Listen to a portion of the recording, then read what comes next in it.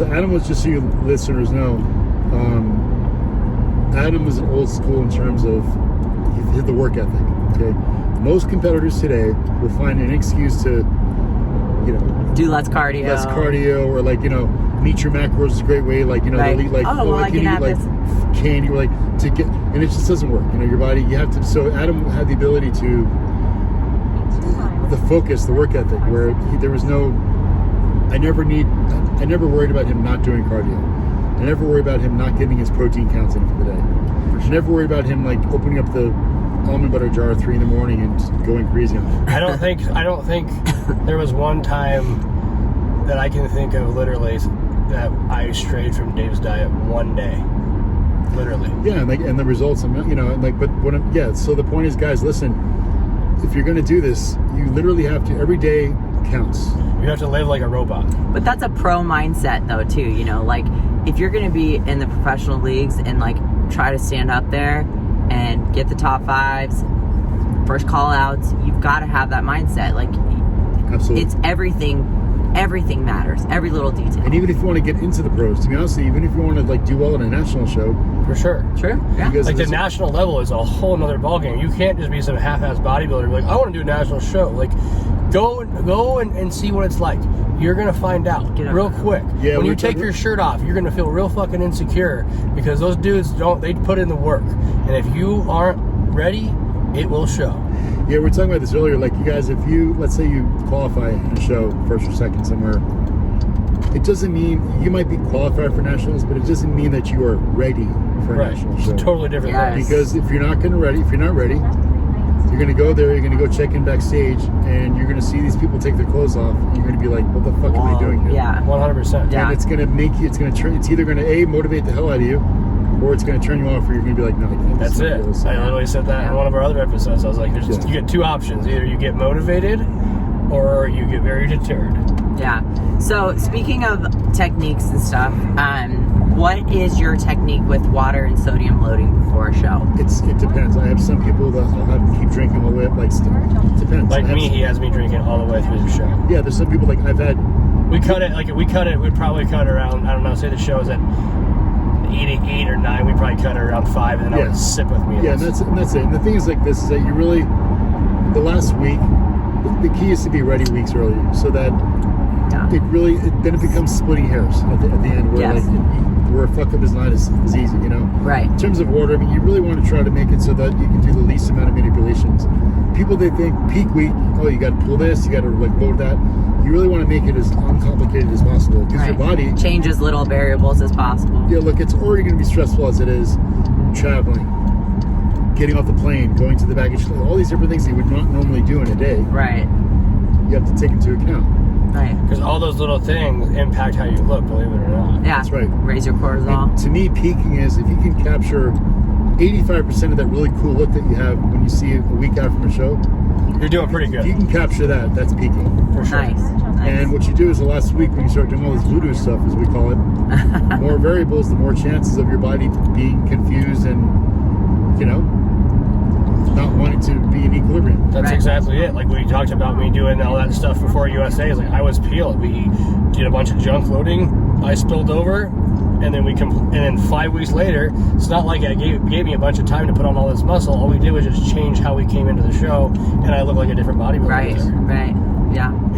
But we honestly came in more simple. We literally kept doing exactly what we were doing. So many people, your progress pictures will look great going into the show, and then you'll see them on stage and they look like shit because they tried to change all this stuff and your body wasn't used to it, and that's how it reacted, and it didn't work out in your favor. It is the biggest mistake. 100%. And I've done it numerous times, but that's also what you live and you learn.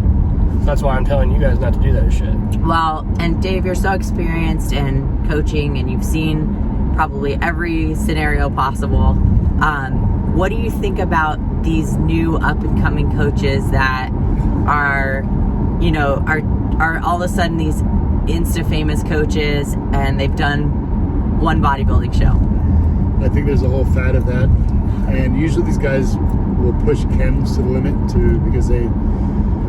Yeah, the biggest thing is you really want to stick to people with track records or just, experience. Again, like when you see someone who's just like literally done one show, whatever, it's like they've either had to work with multiple athletes, or they've been competing for a long time themselves. And like, just look at, a lot of these people, they do the Instagram. That's what's the problem with Instagram and social media, is that you can do all these crazy camera angles and all these things to create something that is not, there's a lot of coaches who, I agree, it's just, you gotta be careful. There's a lot of misinformation out there, and I think the biggest problem is the misuse of chems. Yeah.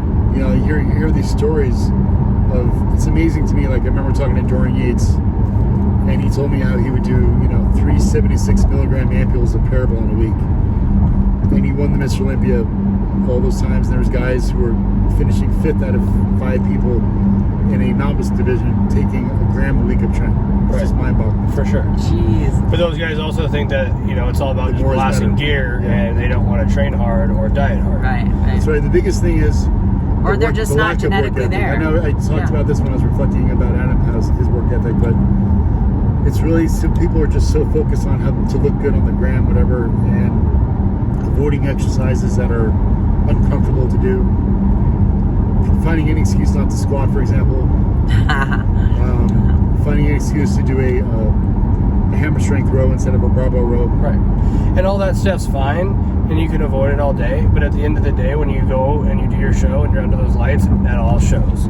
And you can tell who trained their asses off, and you can tell who That's did right. who all did the easy shit. And it just shows in the muscle, and there's no way to avoid it. Yeah. That's right. That's true. So to kind of finish off our interview today, we're going to end on kind of a serious note. There's been a lot of recent deaths in the bodybuilding community this year, and I want to know if that's changed your perspective on bodybuilding this year. I think when you look at death, whether it's a close family, someone in the close family or friend, or someone who's like you're involved in the industry, what it does, it makes things very frank and curt in front of you. No matter what, life is about family, friends, and loved ones. If you're not in good health to enjoy and or be a part of that, then there's no, it's this is not a healthy endeavor for long durations of time. And I can tell you that it makes me look at it like, this is something where there's a window period. And I think when people breach that window period and or during the time they're doing it, they're doing, 2 or 3 times the amount. Look, we're talking about the human body here.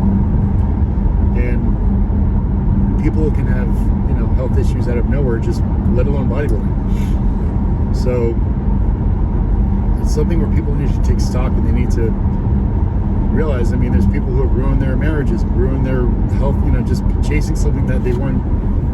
And look, I don't want to be a downer right here, but there's no, like, in terms of combat body, there's no money directly from the sport. Right. So you have to look at this as a passion, and there's definitely ways you can develop a business, from it. But you really want, health comes first. As much of a cliche as that is, does it make you look at things differently? You know what? I think that there's always been a lot of unhealthiness in the sport a lot of times. There's been deaths, but now when we have social media, and It's amplified. we're seeing it right, it's amplified. Right. Yeah. But that being said, people do need to, there are people who are apprehensive. They don't want to go get a calcium, score, or people get your A1C. Get labs. You need to literally stay on top of this stuff, Yeah. because again, we're talking. If you're about going to take those risks. yeah, if you're going to take those risks, make sure you're sound from it. The most important thing is the cardiovascular sampling. Sure. But again, this should be a window period, and you need to have fun doing this. Otherwise, what makes it very unhealthy, I think, too, is if people feel like it's a chore, and they feel like they're pressured into doing it, or they put pressure on themselves to do it, Yeah. and that's not going to make it healthy. Yeah, that's true. Well, we've got one more surprise question, and the question is, how much do you miss your client Adam? Well, I got to tell you what, I'm not going to lie. He was definitely the funnest client, because Oh, thanks, buddy. yeah, just because of the work, you never had to worry. We had fun. We would have fun at shows, and For sure. he's a maniac. A lot of. You grew a great relationship. Yeah, we're brothers. Here I am. That's hanging with after. him and his new baby here. So, we'll be friends. He enjoyed my do whatever it takes mindset. Yeah, I'm not gonna lie. So that's what I'm saying, guys. Be like Adam. If you're gonna do this stuff, honestly, there's no fucking. You're only lying to yourselves if you don't you like eat extra carbs and one day and the next day you have extra almond butter or you miss the cardio, you're only fooling yourself. For sure, you are. If you decide like you're to do literally this, just fucking yourself up. yeah, like if you're gonna do it, you might as well, because then why do it? I mean, I know it sounds very like 101, but you literally have to enjoy doing it, and you can't fuck up. There's other competitors you're gonna go against. For sure, they won't be messing up. And that's exactly it. Like I used to my mental toughness was like my weapon I would use, because I knew other people wouldn't diet and work as hard as me, so I would use that because I knew that's what I had as my advantage. Right. All right, thank you so much for joining us today. We were so happy to have you in town. Absolutely. Thank you guys.